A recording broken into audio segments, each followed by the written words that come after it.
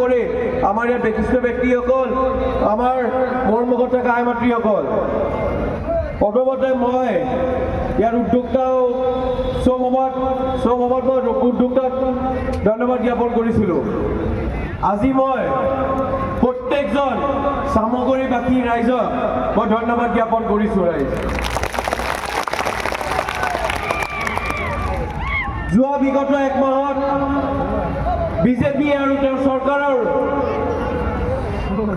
আমাৰ চামগুৰিবাসী ৰাইজৰ ওপৰত বহু অত্যাচাৰ চলাইছিলে। ৰাইজ,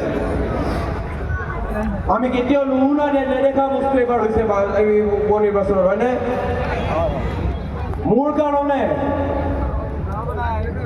এই নিৰ্বাচনত কাৰোবাৰ যদি ঘৰ ভাঙিছে, কাৰোবাৰ যদি গুলি খাইছে, কাৰোবাৰ যদি থানাত পাতি পঠাইছে, আমাৰ বিধায়কৰো বহুতৰ গাড়ী ভাঙিছে, প্ৰত্যেকজন ব্যক্তিক মই ধন্যবাদ জ্ঞাপন কৰি মই চামগুৰিবাসী ৰাইজৰ হৈ, মই চামগুৰিবাসী ৰাইজৰ পুত্ৰ হৈ মই চবকে ধন্যবাদ জ্ঞাপন কৰিছোঁ। মোৰ আজি ভাষা নাই।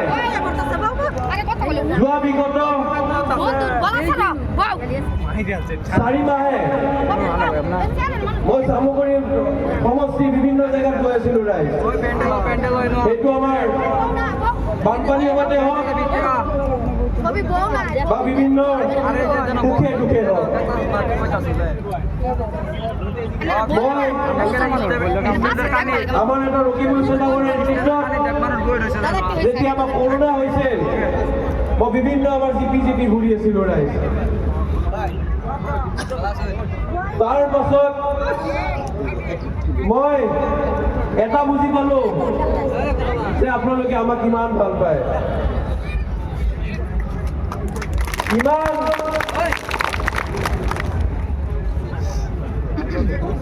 আপোনালোকক ইমান অত্যাচাৰ কৰাৰ পাছতো বিজেপি চৰকাৰ, প্ৰশাসন, আৰক্ষীয়ে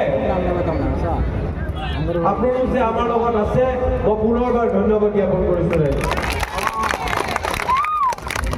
আৰু আপোনালোকে গম পাইছে, বিভিন্ন বিধায়ক, বিভিন্ন আমাৰ চামগুৰিবাসী ৰাইজৰ গাড়ী ভাঙিছে ভয় খুৱাবলৈ। যোৱাকালি আপোনালোকৰ পুত্ৰ, নাতি, ভাগিন, ভতিজা তানজিল হুছেইনৰ গাড়ীটো আপোনালোকক প্ৰহাৰ কৰিছিলে। ৰাইজ,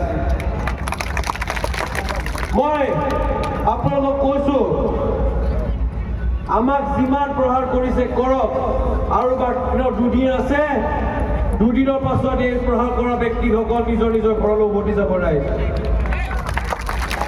আৰু 23 তাৰিখৰ পাছত যোনে যোনে প্ৰহাৰ কৰিছে, যোনে যোনে আমাৰ চামগুৰিবাসী ৰাইজৰ ৰাতিৰ টোপনি বেয়া কৰিছে, এই তানজিল হুছেইনে দায়িত্ব লৈছে, চবৰ টোপনি মই বেয়া কৰি লৈছে।